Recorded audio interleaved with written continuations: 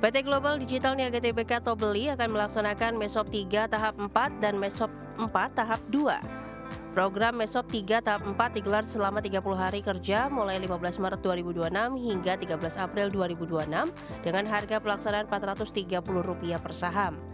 Jumlah hak opsi yang dapat dieksekusi maksimal 325.757.001 saham.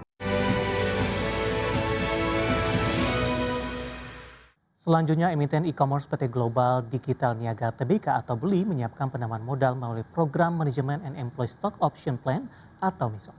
Ya, dua tahap program ini berpotensi menghimpun dana segar hingga Rp647 miliar.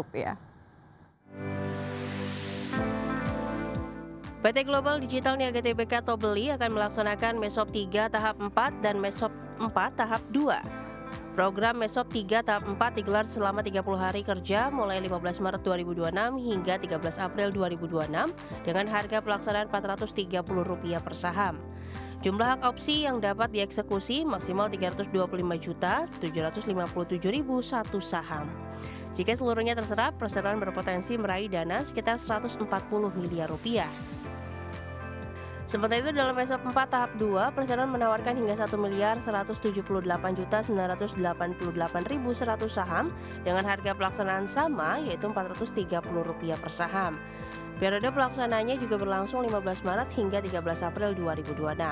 Apabila seluruh saham terakuisisi oleh karyawan, BELI berpotensi mengantongi tambahan dana sekitar Rp506,96 miliar. Dengan demikian, total potensi dana yang akan dihimpun dari dua tahap Mesop tersebut mencapai Rp647,04 miliar. Namun pada perdagangan Senin 2 Maret 2026, saham BELI ditutup turun 3,3% ke level Rp410 per saham.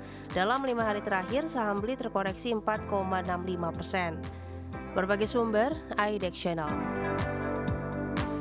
Terima kasih untuk Anda yang masih bergabung bersama dengan kami. Di segmen ini kita akan review jalan perdagangan hari kemarin. Harga saham gabungan mengalami koreksi cukup dalam dan bagaimana proyeksinya hari ini, di mana saham-saham perbankan dan konglomerasi hari kemarin dan juga beberapa saham big cap menjadi pemberat utama. Namun sebelumnya kami akan menyampaikan beberapa informasi mungkin sebagai tambahan untuk Anda dalam mempersiapkan di perdagangan di sepanjang hari ini. Kita ke informasi yang pertama pemirsa, di mana indeks harga saham gabungan ditutup di zona merah dengan melemah dalam di 2,65% di perdagangan awal pekan. Indeks tersengat sentimen negatif perang di Timur Tengah yang melibatkan Amerika Serikat dan Israel menyerang Iran. Indeks harga saham gabungan ditutup di zona merah dengan pelemahan 2,65% di level 8.016,83 di perdagangan Senin. Level penutupan ini merupakan level terendah intraday. Secara year to date, IHSG sudah melemah 7,29%. Sektor yang turun paling dalam adalah barang konsumen non-primer yang anjlok 7,6%. Sektor perindustrian turun dalam 5,95%. Sektor properti dan real estate tertekan 4,14%. Infrastruktur terkoreksi dalam 4,13%. Teknologi melandai 3,77%, barang konsumen primer terdepresiasi 3,58%. Hanya sektor energi satu-satunya yang menguat 1,54%. Emiten perbankan dan emiten milik Prayogo Pangestu menjadi pemberat utama IHSG. Saham Brand ditutup melemah 5,47% di Rp7.775, membebani IHSG di 17,58 poin. Saham TPIA ditutup terkoreksi anjlok 10,82% di Rp5.975 per saham, membebani indeks 13,48 poin. IHSG juga terbebani pelemahan saham perbankan Big Caps, diantaranya saham BMRI yang ditutup melemah 3,79% di Rp5.075 per saham, membebani indeks di 15,53 indeks poin. Saham BBRI ditutup terkoreksi 2,3% di Rp3.820 per saham, membebani IHSG di 14,15 poin. Saham BBCA ditutup tertekan 2,09% di Rp7.025 per saham, membebani IHSG di 11,84 indeks poin.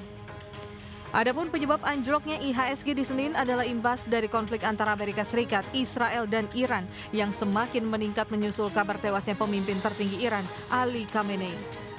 Situasi ini memicu kekhawatiran pasar terhadap potensi gangguan pasokan energi global, serta meningkatnya ketegangan geopolitik di kawasan Timur Tengah.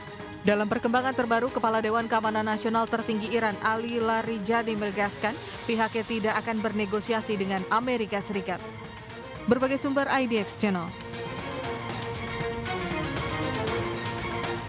Kembali bersama kami di Market Buzz pemirsa, PT Lipo Cikarang Tbk membukukan marketing sales sebesar 1,65 triliun rupiah hingga akhir Desember 2025.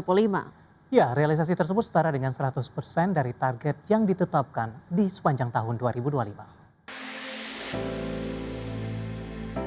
Emiten properti PT Lipo Cikarang Tbk membukukan nilai prapenjualan atau marketing sales sebesar 1,65 triliun rupiah hingga akhir Desember 2025.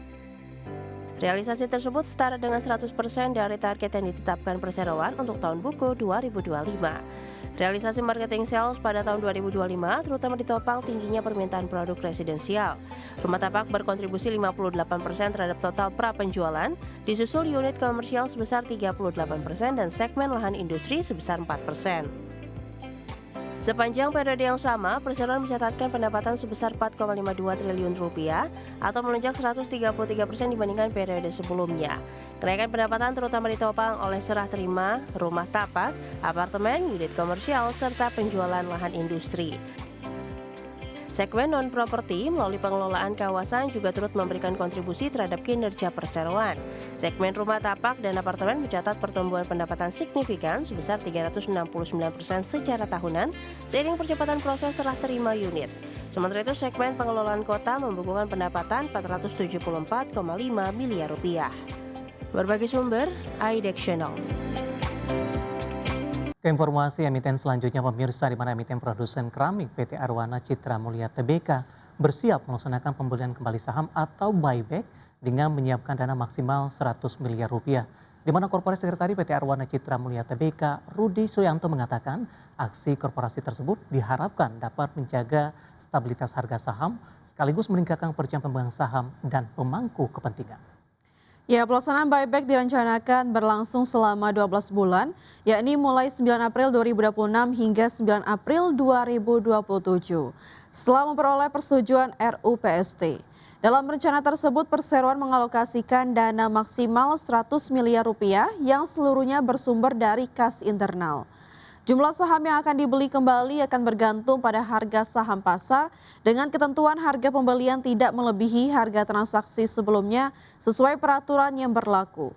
Manajemen menegaskan pelaksanaan buyback diperkirakan tidak akan berdampak pada penurunan pendapatan maupun kegiatan operasional perseroan. Selain itu dampak terhadap biaya pembiayaan juga dinilai sangat kecil.